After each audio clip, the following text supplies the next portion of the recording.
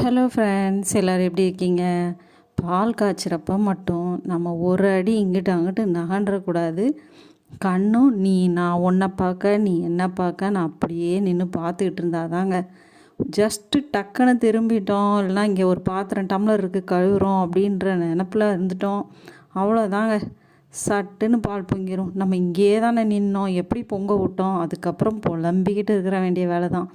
நான் இந்த மாதிரி நிறைய அனுபவப்பட்டேங்க. அதனால் பக்கத்துலேயே நின்றுக்கிட்டு பொங்குதா பொங்குதான்னு கூட்டவும் குறைக்கவும் இப்படியே வச்சு பார்த்துக்கிட்டு இருப்பேங்க.